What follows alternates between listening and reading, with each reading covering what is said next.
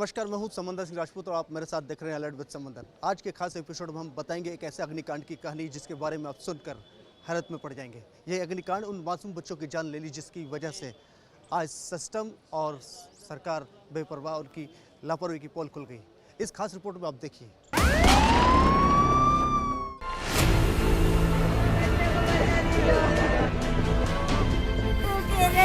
बच्चा अच्छा है देखने भी नहीं दे रहे थे। हर तरफ चीख पुकार, परिजनों का रुदन।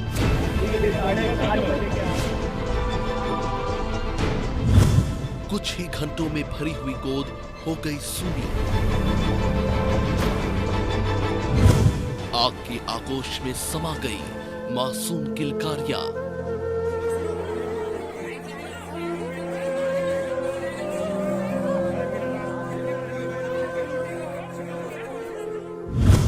जीवन बचाने वाला अस्पताल बना जानलेवा।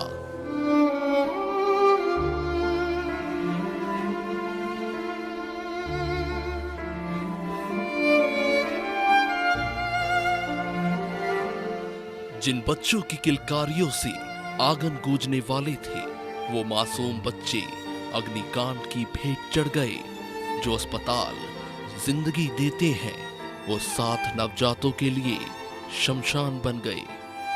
हर तरफ चीख पुकार, बदहवास परिजन, रोते बिलखते मासूम के माता पिता। रोते बिलखते मातम की ये तस्वीरें भोपाल के हमीदिया अस्पताल कैंपस के कमला नेहरू अस्पताल की है। ये नजारा है एक ऐसे हत्यारे अस्पताल का जिसने कई उम्मीदों और सपनों को पल भर में तबाह कर दिया। यहाँ ऐसे नवजात जिन्होंने जन्म लेने के बाद इस धरती पर ठीक से आंखें भी नहीं खोली थी, उनकी आंखें हमेशा के लिए बंद हो गई। ये नजारा इस अस्पताल के पीडियाट्रिक विभाग में 8 नवंबर की काली रात कई परिवारों की खुशियां छीन कर ले गई। दरअसल 8 नवंबर की रात एक ही झटके में 7 मासूम या फिर उससे भी ज्यादा लापरवाही की भेंट चढ़ गए।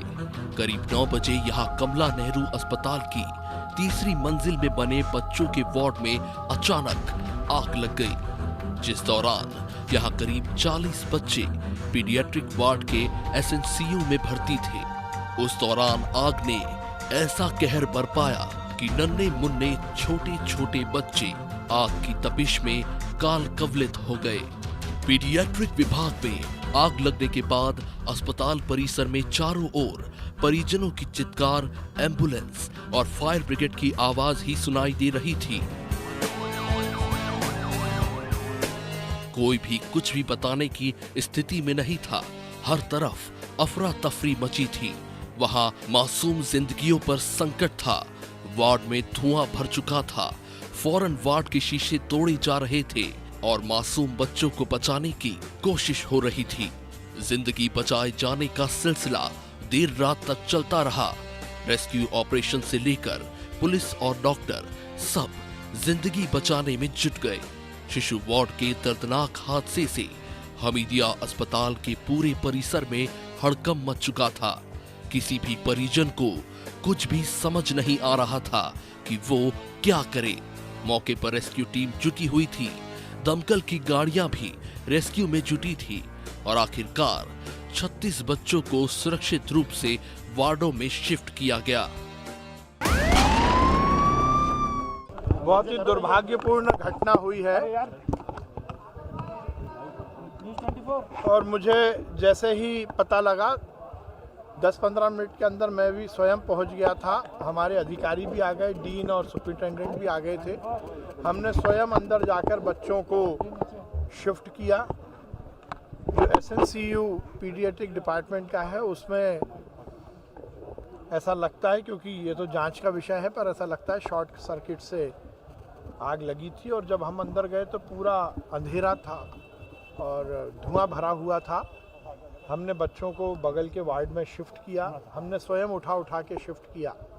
हमारे सभी डॉक्टर्स आ गए थे, डॉक्टर्स की बड़ी टीम, जूनियर डॉक्टर्स। स्थिति बहुत ही भयावह थी और सब बच्चों को शिफ्ट किया।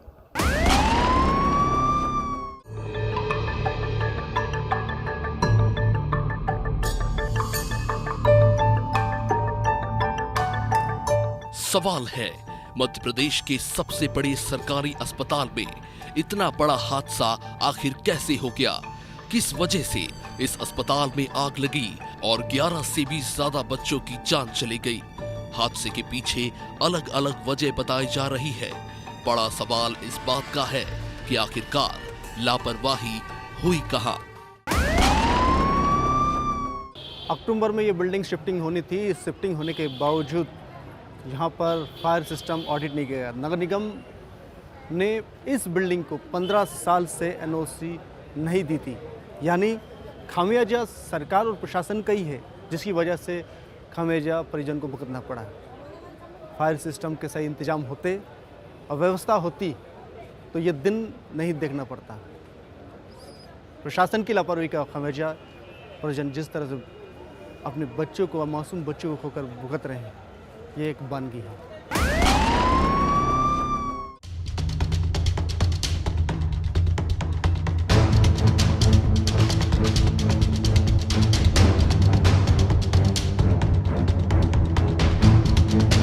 इस भयावह स्थिति के बीच वार्ड के बाहर मौजूद परिजनों ने भी अपने बच्चों को लेकर बाहर भागना शुरू कर दिया।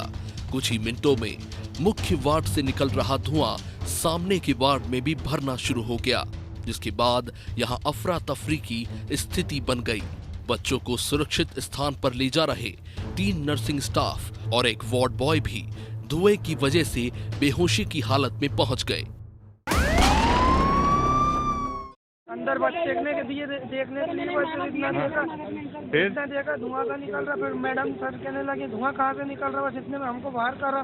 और आग लग गई, मैडम तक भगने लगी और हमको भी भगा दी। हमने बच्चों तक को नहीं देख पाए, ना उठा पाए। उठाए आपके बच्चे आ गए बाहर अपने यहाँ? नहीं आए, अंदर ही अनुराधा प्रजापति का बच्चा। तो अभी क्या बता रहे हैं? कुछ भी नहीं बता, नहीं जान दे रहे हैं सर, बिल्कुल सोचना नहीं है भाई बच्चे की।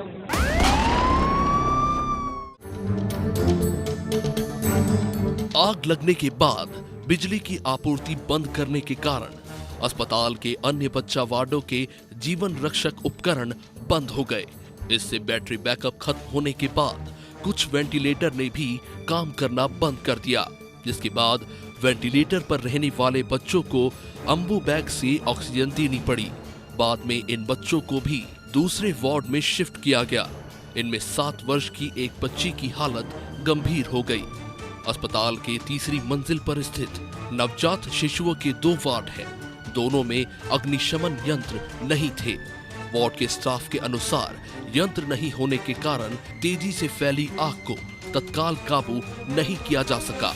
आग के कारण दोनों वार्डों में इतना धुआं भर गया कि मौजूद लोग एक दूसरे को भी देख नहीं पा रहे थे और इसी के चलते बच्चों को दूसरे वार्ड में शिफ्ट करने में भी परेशानी का सामना करना पड़ा।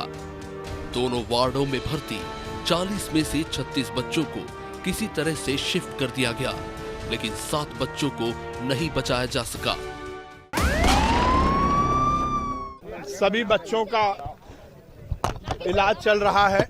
जैसा हमने कल बताया था, 40 बच्चे थे जिनका दुर्भाग्यपूर्ण रूप से 4 बच्चों का हम बचा नहीं पाए। बाकी 36 को हमने रेस्क्यू करके दूसरे वार्ड में पहुंचा के बचा लिया था। उन सबका इलाज चल रहा है।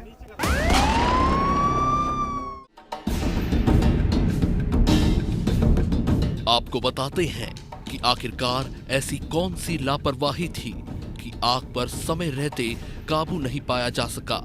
दरअसल अस्पताल स्टाफ ने बताया कि आग NICU में शॉर्ट सर्किट के कारण लगी, जहां पर पूरा वार्ड नाम मात्र के फायर एक्सटिंग्विशर के भरोसे था। यहाँ फायर नॉर्म्स के अनुसार एग्जिट गेट तक नहीं है। 21 साल पुरानी बिल्डिंग में फायर हाइड्रेंट लगे हैं, लेकिन इनकी लंबे समय से मरम्मत नहीं होने से ये भी ठप पड़े थे और यही कारण है कि आग तेजी से फैलती चली गई। आग के कारण NICU और दूसरे तमाम वार्ड धुआं हो गए। स्थिति ये थी कि लोग एक दूसरे को देख नहीं पा रहे थे। इसके कारण बच्चों को दूसरे वार्ड में शिफ्ट करने में दिक्कत हो रही थी। कुछ लोगों को अस्पताल परिसर में ही ट्रॉमा सेंटर में एडमिट किया गया। बताया जाता है कि दोनों वार्डों में भर्ती 40 में से 36 बच्चों को तो किसी तरह से शिफ्ट कर दिया गया, लेकिन 4 बच्चों को नहीं बचाया जा सका।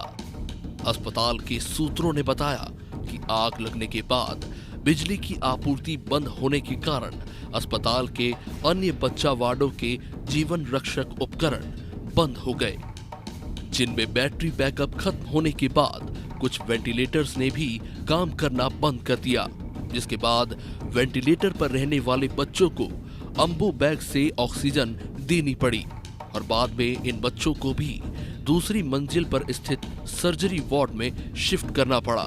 इनके लिए तुरंत स्टोर से 40 से 50 ऑक्सीजन सिलेंडर और अन्य उपकरण मंगाए गए। हमीदिया अस्पताल के बच्चा वार्ड में लगी आग ने एक ऐसी मां की खुशियां छीन ली जो अपनी शादी के 12 साल बाद मां बनी थी। वहां 2 नवंबर को बच्चे की मां बनी थी। सांस लेने में बच्चे को तकलीफ हुई तो उसे हमीदिया के कमला नेहरू अस्पताल में भर्ती करा दिया गया, जहां वह 6 दिन से भर्ती था। उसकी हालात में सुधार भी होने लगा था। सोमवार रात में आग लगने के बाद परिजनों को अस्पताल से बाहर कर दिया गया था। किसी को भी अंदर नहीं जाने दे रहे थे।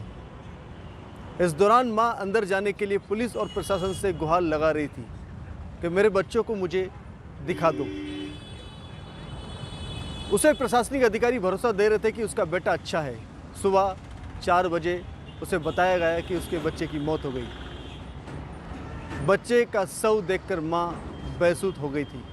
वह अस्पताल के बाहर बैठकर रोती रही। बाद में परिजनों ने उसे घर भिजवाया।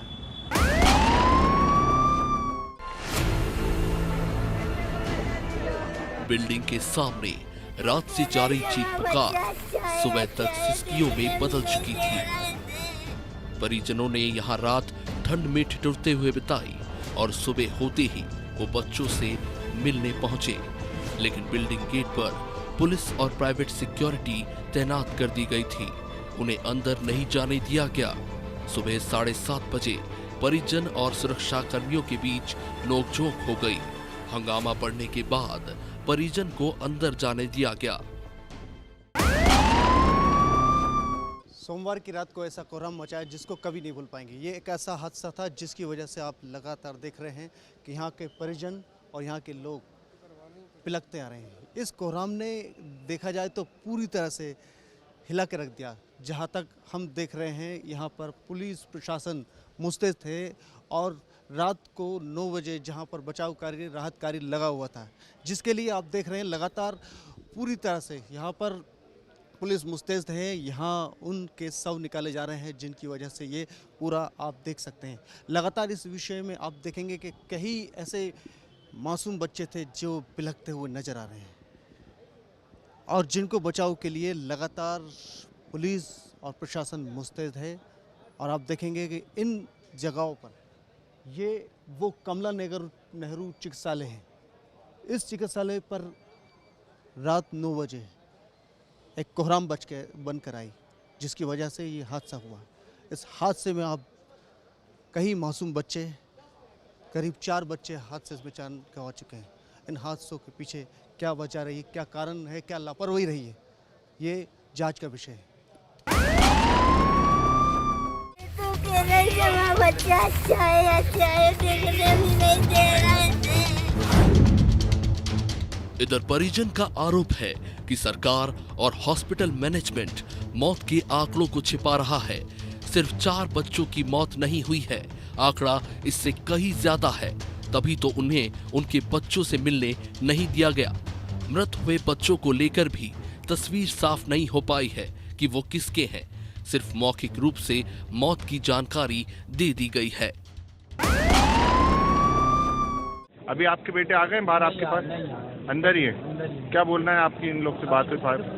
बच्चे बचा रही हैं, अब क्या हुआ क्या नहीं, अब क्या सही बोल रहा है क्या सही है, वहीं दूसरी ओर इस आगजनी के पीछे परिजन ने अस्पताल प्रबंधन पर लापरवाही का आरोप लगाया है। परिजनों का कहना है कि इस हादसे के ठीक 5 मिनट पहले नर्स और वार्ड बॉय के बीच विवाद हुआ था। बाग सेवनिया की रहने वाली एक महिला ने बताया कि उनकी बेटी को काफी मिन्नतों के बाद 8 अक्टूबर की सुबह ही बेटे ने जन्म लिया था। रात में वो अपनी बेटी और नाती के पास थी। नर्स और वार्ड बॉय के बीच लड़ाई होने लगी। महिला ने बताया कि हम वार्ड से बाहर निकल गए और इसके 5 मिनट बाद ही आग लग गई। एक सिस्टर कह रही थी कि एक भी हंसते हुए नहीं बल्कि रोते हुए जाएंगे। आग के पीछे बड़ी साजिश है। कमला नेहरू चिकित्सालय में 40 मासूम बच्चे भर्ती थे जो एक अग्निकांड में समा गए हैं।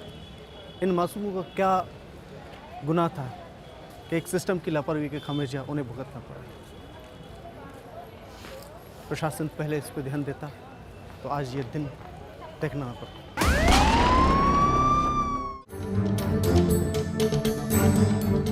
हमीदिया कैंपस के कमला नेहरू हॉस्पिटल में आग लगने से मारे गए बच्चों के परिजन ने घटना के पीछे बड़ी साजिश होने का शक जताया है। वहीं 9 नवंबर सुबह मृत बच्चों का शव लेने पहुंचे परिजन ने डीएनए जांच की मांग की है। हमीदिया अस्पताल में आग लगने के बाद अब तक 8 बच्चों के शवों का पोस्टमार्टम हो चुका है। 2 ऐसे बच्चे हैं जिन्हें बिना पोस्टमार्टम के ही परिजन को सौंप दिया गया। मैनेजमेंट ने हादसे में अब तक 4 बच्चों की मौत की ही पुष्टि की है। शिवानी, इरफाना, शाज़मा और रचना के बच्चों की मौत 8 नवंबर की रात में हो गई थी। चारों मौतों की पुष्टि हो चुकी है। वहीं 9 नवंबर की शाम तक प्रभा, मेहरू, तरन्नुम, राहुल प्रजापति, रीना और उषा के बच्चों के शव भी सामने आए हैं।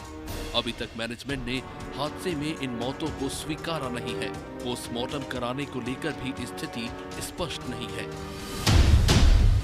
इस हादसे के बाद सरकार पर हमलावर होने वाला विपक्ष भी एक्शन में आ गया।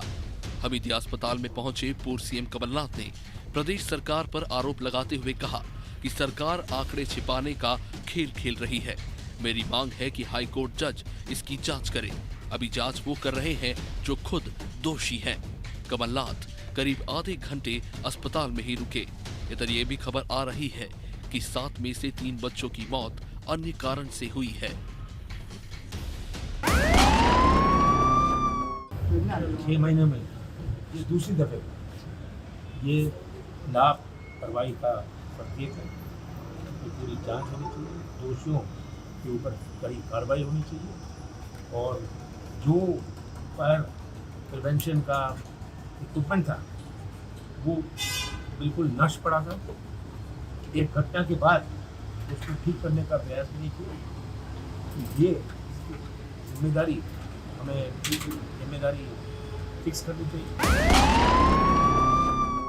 देर रात तक रेस्क्यू टीम मासूम बच्चों को बचाने में जुटी रही। मंत्री से लेकर कई नेता भी रात को यहाँ पर मौजूद रहे और इस घटना स्थल पर लगातार नज़र बनाए रखे। मुख्यमंत्री भी देर रात तक काफ़ी चिंतित नजर आए और प्रशासन को लेकर लगातार दिशा निर्देश देते रहे। इस घटना में परिजन से लेकर हर कोई सहमा हुआ था। सिर्फ सुनाई दे रही थी चीख और पुकारें। इससे पहले अपर मुख्य सचिव स्वास्थ्य मोहम्मद सुलेमान मंगलवार सुबह हमीदिया अस्पताल पहुंचे थे। मुख्यमंत्री शिवराज सिंह चौहान ने हादसे की जांच की जिम्मेदारी सुलेमान को दी है। वो 20 मिनट तक यहीं पर रहे और उनके साथ गांधी मेडिकल कॉलेज के डीन भी थे।